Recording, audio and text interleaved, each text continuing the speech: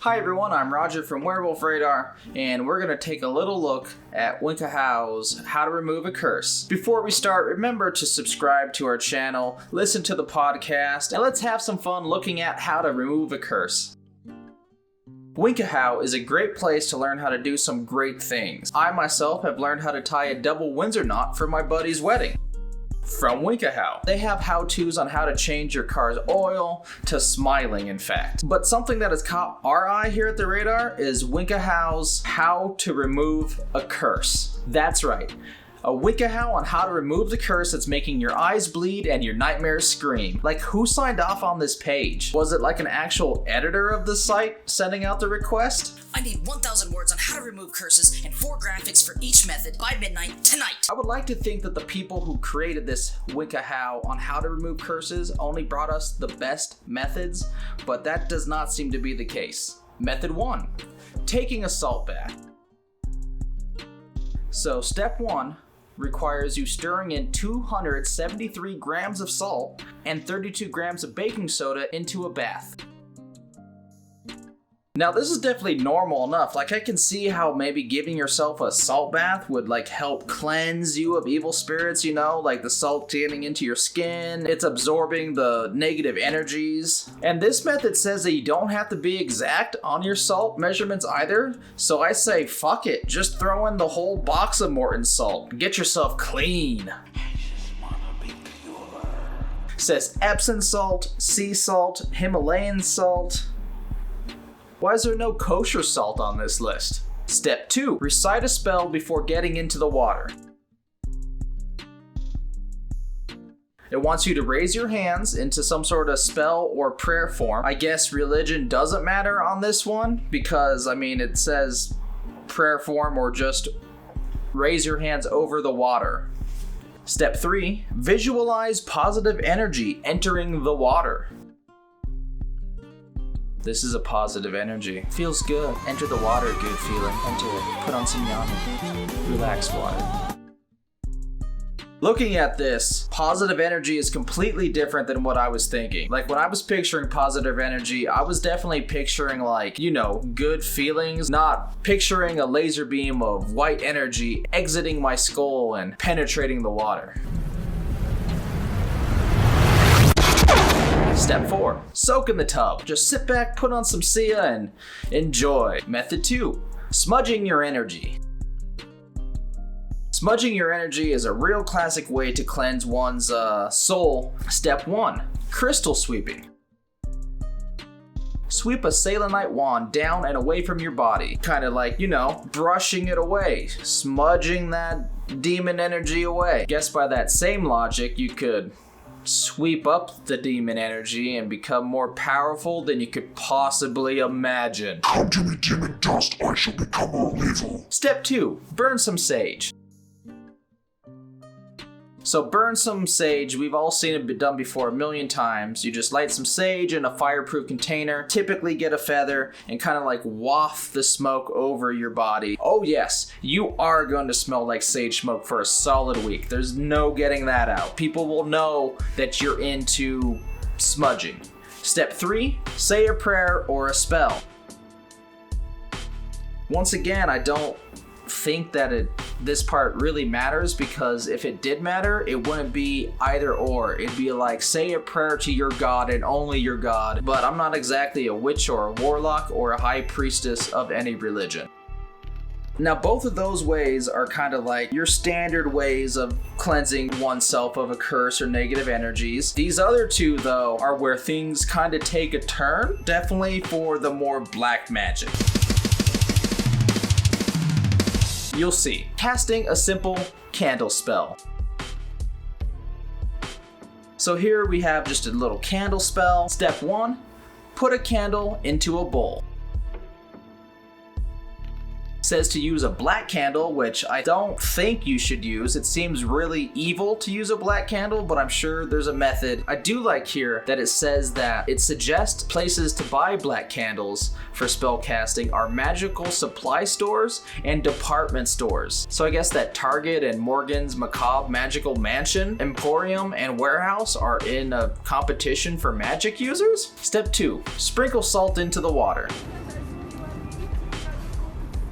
Salt's a really big part of any spell casting I'm gathering from this Wikihow. Chances are, if you're using salt and not cooking, you're probably removing a curse. Here's a fun note though. Right here, it says that adding more salt will make your spell extra purifying. Also, don't use table salt. Apparently, table salt is too refined. You want to use more unrefined sea salt that will have its purities more intact. Step 3, visualize white light entering the water. Let's show you how that looks again.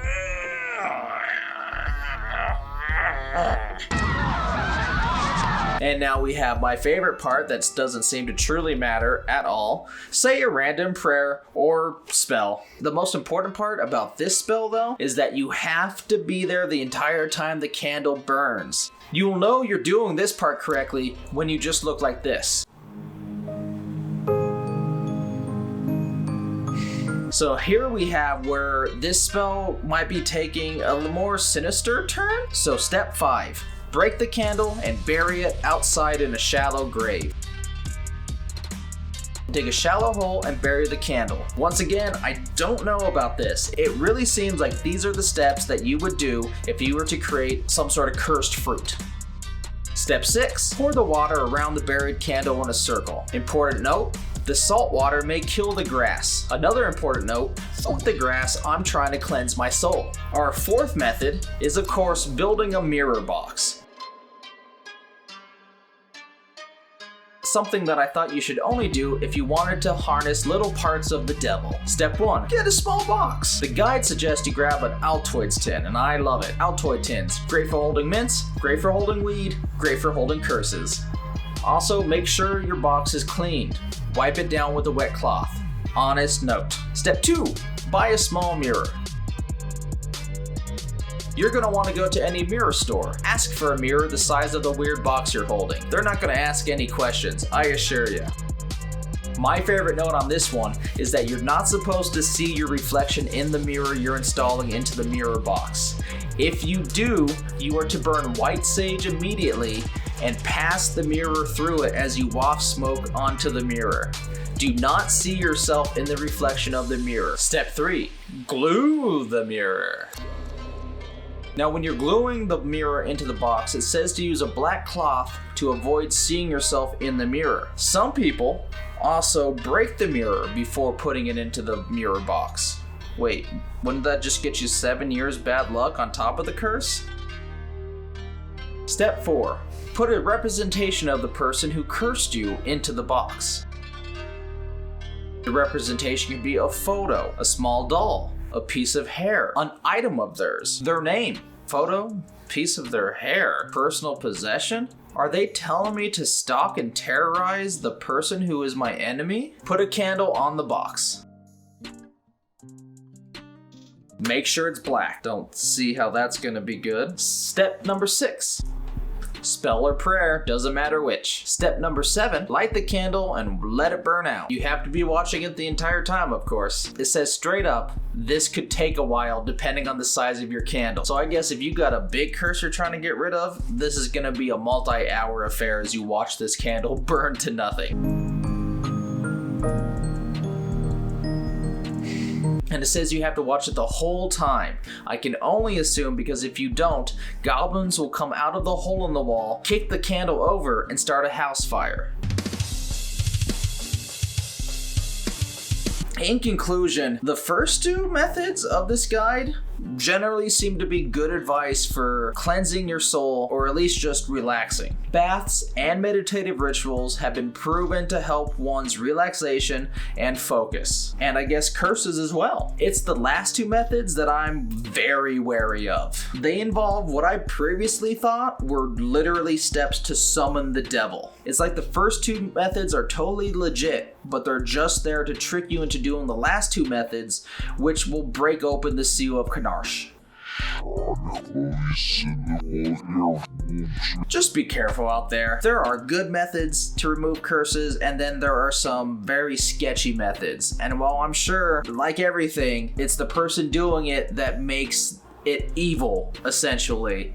But just be careful. Don't play with black candles or mirror boxes unless you know what you're doing. And once again, I'm Roger Norquist for Werewolf Radar. Thank you for watching. Listen to the podcast. Check out our Patreon. Hit the subscribe button. Like the video. We're doing this all for you.